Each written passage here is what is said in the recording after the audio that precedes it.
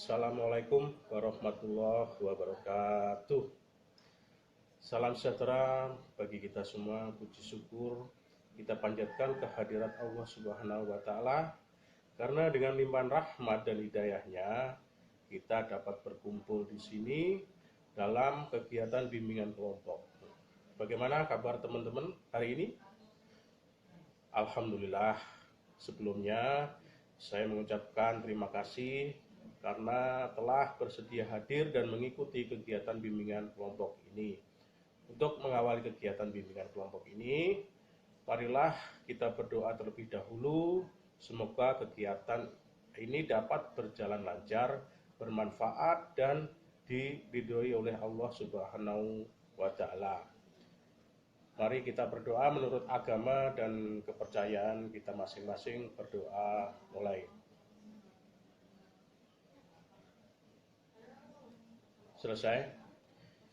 Sebelumnya, apakah ada di antara kawan-kawan yang pernah mengikuti kegiatan bimbingan kelompok?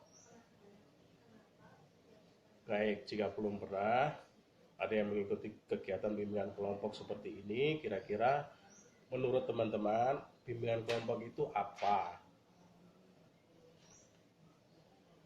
Baik, tadi ada yang menjawab bimbingan yang dilakukan dalam bentuk kelompok. Bagaimana dengan yang lain? Apakah setuju dengan pendapat tadi? Baiklah, akan saya jelaskan tentang bimbingan kelompok. Bimbingan kelompok adalah bimbingan yang diberikan secara kelompok untuk memberikan informasi guna membantu anggotanya di dalam menyusun rencana dan keputusan yang tepat. Dan nantinya kita akan membahas suatu topik. Karena bimbingan kelompok ini adalah bimbingan kelompok topik tugas, maka topik yang akan kita bahas sudah saya tentukan. Jadi kegiatan bimbingan kelompok ini bertujuan untuk melatih kemampuan berkomunikasi anggota kelompok. Misalnya keberanian di dalam mengungkapkan pendapatnya di depan anggota yang lainnya. Kemudian melatih sikap saling menghargai dan menghormati satu sama yang lainnya. Kemudian azas yang perlu dilaksanakan di sini adalah azas kesukarelaan. Jadi semua anggota dapat mengeluarkan pendapatnya dan tanggapannya secara sukarela dan spontan tanpa adanya paksaan. Kemudian azas keterbukaan. Jadi anggota kelompok dapat mengutarakan perasaan-perasaannya, saran-sarannya, serta pendapat-pendapatnya secara terbuka. Kemudian azas kenormatifan, itu ketika ada anggota yang lain sedang berbicara, maka anggota yang lainnya mendengarkan. Jadi selanjutnya teman-teman, kenapa saya tanya ini, kenapa kita duduk melingkar seperti ini? Itu tujuannya adalah agar kita lebih akrab, jadi mengetahui satu sama yang lainnya.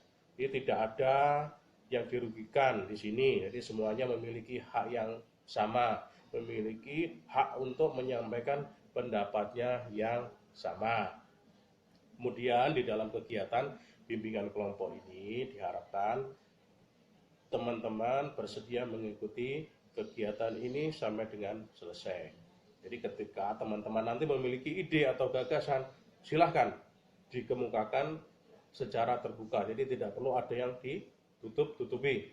Dalam bimbingan kelompok topik tugas ini, yaitu adalah topik yang akan kita bahas, nanti topik yang kita bicarakan di dalam yang hangat-hangatnya dibicarakan di masyarakat maupun media massa saat ini.